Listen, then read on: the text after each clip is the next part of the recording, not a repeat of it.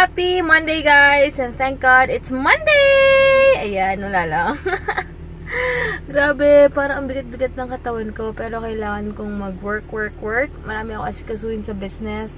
Dahil nga nung Saturday, mali-mali yung delivery. So, kahapon naman photoshoot. And thank you so much sa mga nanood and nag-comment. Marami pang pictures yun. Pero, konti pa lang yung mga nasisend. So, pag final na, diba, i-share ko sa inyo pati yung video na talagang official na BTS yon. So, wait nyo lang. And marami nag-PM sa akin.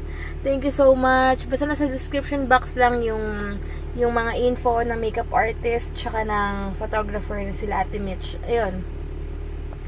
Kakain muna ako sa Junsal na lang siguro para pagdating ko sa SM. Asikasuhin ko yung mga dapat kong asikasuhin. Dahil may kailangan din akong bilhin doon. May pinapabili rin si Heinz.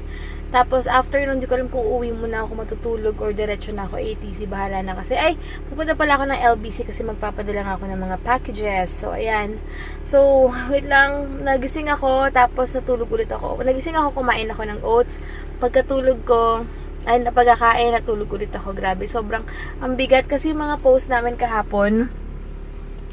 Parang, ilang minutes ako nakapost. Ang sakit ng legs ko. Pero alam ko, grabe, sobrang worth it naman. Nakita nyo naman yung gawa ni Ate Mitch.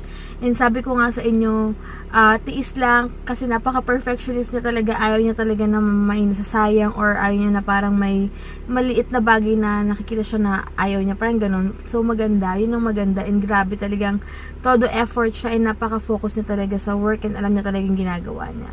Ayun. Grabe. Ay, grabe talaga. Sobrang antok na antok pa rin ako pagod. Pero, kaya to, kailangan. Nahiya na rin ako sa mga clients ko, syempre. Ang tagal na nung packages, yung mga order nila. Kaya, kailangan ko na talagang asikasuhin. Para wala na rin ako masyadong intindihin. Dahil this week daw matatapos yung bahay namin lahat-lahat. Hindi ko pa nakikita yung bagong pagkakaiba. Pero sobrang excited na talaga ako. Konting weeks na lang talagang nilipat na kami. Sige guys, and later na lang ulit punta muna akong Junsal. And drive-thru muna ako ng fries. Yan, kaka-drop off ko lang sa 7-Eleven ng mga packages. Tapos ayun pa yung mga lotion and ibang waybill na hindi ko pa nasama dahil naiwan ko yung toner sa sa Cavite. So bukas kukunin ko kila mama. Buko again. Yan, lapit na ako sa ATC. Paliko na ako sa may stoplight lang. Grabe. Sobrang, alam niyo yun, antok na antok ako. Parang hindi pa ako nakaka-recover sa pahinga. Alam mo yung ganong feeling. Kaya grabe. Mamaya, maaga talaga ako magpapahinga. As in, maaga akong hihiga. Dahil bukas, kailangan kong pumunta kila mama dahil naiwan ko yung toner doon. Dahil ang dami kong bit-bit kahapon kasi nga dapat tong Saturday mag-ship ako ng order kaya lang 'di ba nagkamali ng delivery. So hindi ako natuloy mag-order hanggang sa nasama na sa mga gamit ko. Tapos kagabi sobrang ulan, pagod. Ang dami naming naiwan sa Cavite kaya hindi na lahat nababa yung mga gamit. Ang dami ng gamit sa likod eh. So gagawin namin diyan ibababa ko na rin sa Cavite yung mga hindi namin nababa. Grabe. Doon ako magla-lunch kila mama. Pero baka umuwi rin ako agad kasi marami akong asikasuhin, ipapadala ko pa yung mga packages. Grabe yan talaga. Bumili ako ng shake, tsaka squid balls. Ayan, ano na siya, strictly diet na naman siya. After 2 days. Hindi, okay lang yan kasi talagang 5 days naman siya. Strictly, naman siya, 1.5 calories lang, kaya okay lang yan. Yan, konting araw na lang, mag-42 kilometers run na siya. Alam mo sabi dun sa 7-Eleven, kung matatakbo daw, dapat kumain ng ice cream para may calcium. Ice cream? Yung isang malaking calcium na Hershey na Selecta. Ah? Kailan kakainin? Before the run? Or what? Load ka. Before, one day before. Talaga? Bibili kita? Or milk na lang, much better para calcium. Loko ka. napansin ni Hein, super antok na antok ako. Totoo sa totoo lang. Kung wala, sabi ko nga, kung wala lang siyang bibilin dito. And kung hindi ko lang din talaga, kung hindi lang din ako nahihiya sa mga clients ko, mas gugustuhin ko lang na nasa bahay lang ako papahinga ngayong araw na to. Kasi sobrang napagod siguro kahapon dahil nga yung mga post ng mga mga nakaupo na ang bilis kong mangalay, yung shoulders ko nakaganon, nakatayo lang, nakaupo, di ba? Mga ilang minutes din yan. Pero believe ako sa sarili ko kasi kahit pa paano nagawa ko yun. I mean, hindi ako masyado nagreklamo na kapagod para ngayon. Hindi, kahit kaya ko ginagawa ko. Kung yung lagayan para kay mother. Meron namin doon sa kanila. Narinig mo yun Kaya marami kaming lagayan sa bahay. Pero nakatamad kasi mag-edit. Yung sira? Saan? Saan yung proof na sira? Saan yung proof na sira? And thank you pala sa mga nag-comment guys Aray ko? Ibale, pag Thursday and Friday may iba yung vlog. Ako mag-vlog? May twist kaming gagawin para maiba kasi marami nag-request din gusto nila si Heinz, marinig yung boses ni Heinz. So, shot natin. Basta may time lang. Ito bonus ko. Ganda yung bonus ko. Ewan ko, bang ano daw Tinatapon na ako sa singing. Ano ba? Nangasabi sila? Pag nagsasalita ka lang. Ayan. Tawag dito, alam mo lang maglalakad muna kami kasi yung feeling ko ngayon parang yung paghinga ko hindi masyadong 100% yan, parang ang dali kong hinalin. Ayan, bumili ako sa plater wraps ng Chunky Chicken nila. Walang katao-tao masyado sa ATC kasi Monday. Hindi naman ganun kasakit. Tumama kasi yung pa ako sa table. Hindi nga. Akala niya yung saktan ako nag-ano lang ako. Kumali daw hindi ako nasaktan.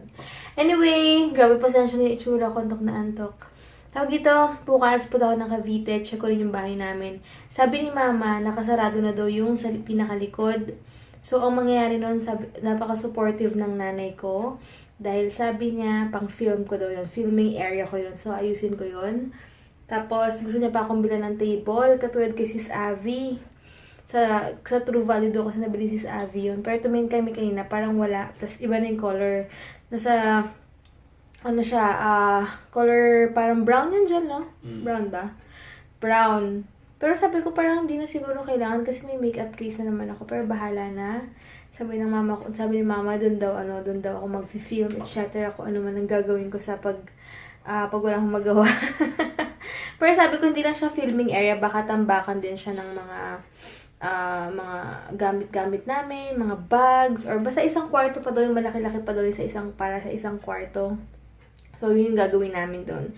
Excited na ako kasi malinis na daw, and final touching na lang, and pintura. Kaya sobrang nakaka-excite. Alam niyo, parang sa nangyayari sa amin ngayon, parang minsan hindi ko ma-contain or hindi ko ma-explain yung blessings. Parang, alam niyo yun, bigla na lang na sunod-sunod. Kaya, thank God. At talagang pag may mga, syempre di man may iwasan, may mga taong ano sabihin, na mga judgmental or kung ano man ang maraming hindi may mga sinasabi hindi maganda sa'yo, pero chill ka lang and si God talaga po nag-bless sobra, wala akong masabi. Kaya super thankful kami dahil nga sa mga nangyari, hindi naman ito ina-expect pa sa kami. Ginagawa lang namin talaga yung mga dapat gawin or mga alam namin tamang gawin, and God will do the rest talaga. So yun, parang excited na. Si Heinz, excited na lumipat. Excited ka na ba? Yeah. Lalo rin nakita niya yung bahay ng isang araw. Parang Feel it. Feel niya na talaga. Parang maisip ko, panibagong journey to kasi bagong bahay. Pero okay lang, para kay Baby Yugo, para kay Yugo, gagawin talaga namin lahat. And para may kasama na rin ako, hindi na ako mahirapan mag-isip ng pagkain ko everyday. Pasensya na, meron akong mga allergies dyan. Hide natin, ang pangiting. Lagi to. Ayun, sabi ko, yun nga, hindi na ako mahirapan sa food ko everyday. Tsaka sabi ko kay Mama, wag siyang magpo-pork muna. Kung pwede, muna kami, fish and vegetables lang paglipat ko doon. And nag-start na ako magbuko juice everyday. At least once a day. Kaya yon. And kailangan ko nang putulin yung nails ko ASAP. Tanggalin ko muna ng acetone. Dahil hindi na siya maganda para sa akin. Dahil pag may nangangati, kamot talaga ako ng kamot. Hindi ko mapigilan. So, nagmamark or kung ano man. And yung sa ano ko, sa tiyan ko, minsan pag nangangati, hindi talaga mapipigilan na sobrang kati. Ayun. Ano ba? Yun, plano ko bukas kila mama. Tapos papadala ng packages. Si Heinz may something sila sa work bukas. So, hindi ko alam kung what time siya makaka-uwi. Kaya doon muna ako kila mama siguro mag-stay. Basta importante lang, mapadala ko na yung mga dapat ko ipadala. Yun. And kung gusto nyo malaman, marami kasi tatanong sa akin yung rates ni Ate Mitch or kung ano man, i-PM nyo lang siya sa Facebook. Nasa description box naman yung mga infos and yung sa makeup artist kay Sis Avi. Nasa description box lang. And alam nyo ba, ngayon, ang dali kong hingalin. Tapos alam nyo parang hindi suwabe yung paghinga mo. Kailangan mo pang magbuntong hininga. Buntong hininga ba tawag doon? Tama ba ako? Take a deep breath. Wala sa sarili asawa ko nag-upload kasi. Basta iba, kaya parang nakapanghinga yung pakiramdam ko. Dahil siguro lumalaki na si Yugo. Lalo na ngayon, parang going 7 months na ako. Mas malaki siya ngayon and mas mabigat. Tapos minsan pag feeling ko matagal na ako nakatayo, parang may pressure na sa paa ko na ang bigat-bigat na niya. Siguro hindi na ako makapag-film ng update. Malabo na ata.